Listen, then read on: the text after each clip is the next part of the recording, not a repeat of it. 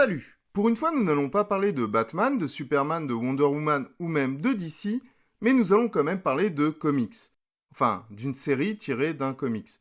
Et pas n'importe lequel, puisque ce grand comics a tenu ses lecteurs en haleine pendant près de 15 ans. De 2003 à 2018 aux États-Unis et de 2005 à 2020 pour l'édition française. Autre indice, il a été écrit par l'auteur de The Walking Dead. Et oui, je veux bien entendu parler d'Invincible de Robert Kirkman. Alors, que vaut cette série et quelles sont les différences avec le comics?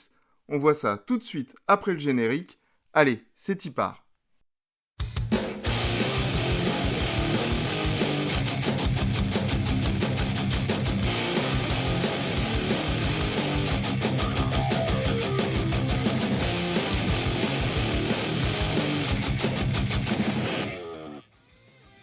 Commençons par le tout début.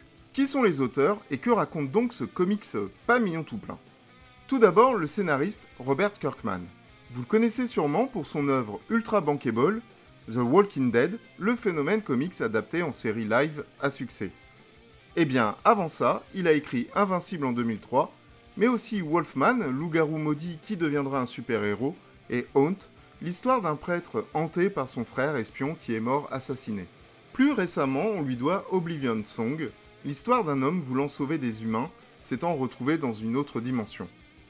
Côté dessinateur, on trouve Cory Walker, à qui on doit les dessins de Spider-Man Unlimited, Super Patriot et donc Invincible. Il sera remplacé au bout du 8e numéro par Ryan Ottley, qui sera le dessinateur officiel durant 15 ans. En 2019, il part chez Marvel, mais bon, personne n'est parfait. C'est pas vrai. Notons aussi la participation à certaines covers et à la colorisation de Bill Crabtree. Alors, qu'est-ce que ça raconte?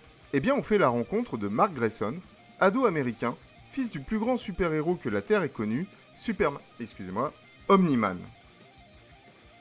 Au fil des numéros, il va découvrir l'étendue de ses pouvoirs, des nouvelles planètes, des alliés et des ennemis, et tout ça l'emmènera vers des guerres intergalactiques qui scelleront le sort de l'espèce humaine.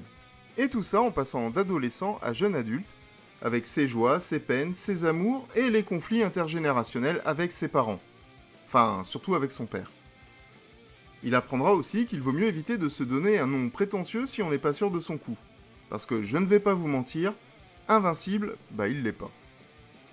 Et plus ça va, plus il s'en prend plein la gueule. Par moments c'est même gore, que ce soit pour lui ou pour d'autres. Mais ce comics est vraiment jouissif, car il s'affranchit des limites imposées aux comics mainstream, comme DC ou Marvel. Si vous voulez du sang et des coups de tepu, vous allez être servi. On peut même dire que c'est une petite pépite, car il fait référence à de nombreux comics, dont ceux de l'écurie Image Comics, avec des apparitions de Savage Dragon ou de Wolfman, mais aussi pour les clins d'œil à l'ensemble du monde des comics que le jeune Mark affectionne, en parlant des reboots pour booster les ventes, des histoires qui n'en finissent plus, ou même le nom des héros. Et l'une des plus grandes références est celle faite à la JLA, la Justice League of America, par l'équipe des Gardiens du Globe. En effet, rien que les noms des membres des Gardiens sont sans équivoque.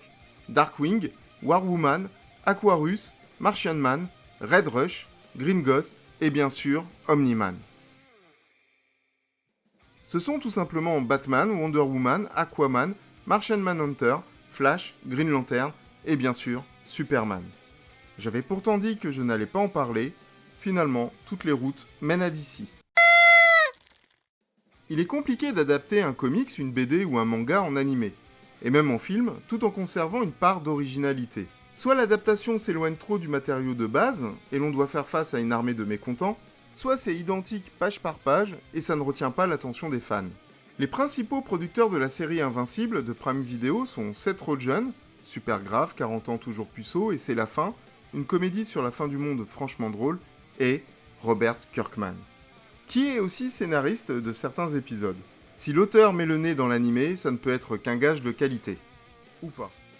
Bon, ok, l'animé est bon, déroutant mais pas mauvais du tout. La saison 1 est composée de 8 épisodes, assez bien réalisés d'ailleurs, de 3/4 d'heure chacun. Les dessins sont très proches du comics, et l'animation est vraiment d'un grand niveau.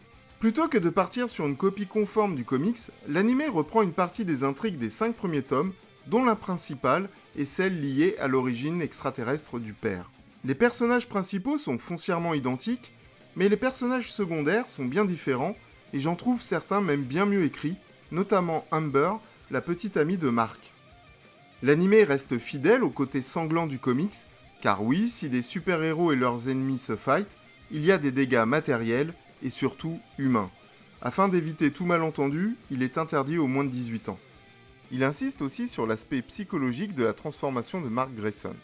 Il est humain, mais a des super-pouvoirs, et il doit donc à la fois apprivoiser ses pouvoirs et se faire à l'idée qu'il a désormais des responsabilités envers son monde et la population, et qu'il doit éviter à tout prix les dommages collatéraux, à grand pouvoir, etc., etc. Cependant, l'intrigue principale le rattrape, et elle doit confronter plus que des points de vue différents avec son paternel. Et le fossé qui le sépare de l'être humain lambda lui est jeté en pleine figure. Et encore plus que dans le comics, on ressent bien le déchirement que cela provoque et qui va finalement le rendre plus humain et déterminé à protéger la Terre. La saison aurait pu se terminer là-dessus, sur un cliffhanger déprimant, mais sans vous spoiler la fin, ce n'est pas le cas. Et on peut voir les problèmes auxquels Mark Grayson aka Invincible va devoir faire face. Et l'on aperçoit aussi les prémices du super-héros qu'il deviendra. Je vous avoue avoir mis du temps à me décider à le regarder, Invincible étant l'un de mes comics préférés. Et j'étais assez frileux à l'idée d'un animé, mais les bons retours et surtout l'implication de Robert Kirkman et les dessins ainsi que l'animation ont fini par me convaincre. Pour ceux qui aiment la VO, ils auront la chance d'entendre Steven Yeun en Mark, Sandra Oh dans le rôle de la mère Debbie Grayson et surtout J.K. Simmons dans le rôle du pater Omni-Man. Et c'est pas fini. Il y a aussi Zachary Quinto en Robot, nom assez équivoque, quoique, Gillian Jacobs en Atom Eve, qui maîtrise la matière, Ezra Miller en Savant Fou, Seth Rogen en Alien Fonctionnaire et Mark Hamill en tailleur de costard pour super-héros. Et même si la VF n'est pas en reste, on peut dire que oui, il y a du beau monde. Alors, pour résumer, l'animé est une belle réussite. Moi, j'ai vraiment kiffé. Un vrai casting hollywoodien, des dessins et une animation de très grande qualité, preuve que Amazon, Netflix et consorts se donnent bien les moyens de leurs ambitions. Je pense que cet animé, très orienté adulte, on va pas se mentir, plaira à la fois aux fans du comics et à ceux qui découvrent cet univers. Et j'espère que ça leur donnera vraiment envie de lire le comics, qui sort actuellement en intégrale grand format. Et en prime, l'image du titre qui change à chaque épisode en parallèle avec l'évolution de Mark, c'est visuellement bien foutu. Voilà, c'est la fin de cette vidéo et j'espère qu'elle vous a plu. N'hésitez pas à liker, à commenter et à partager. Je vous dis à bientôt et d'ici là, lisez un peu, beaucoup et see you soon.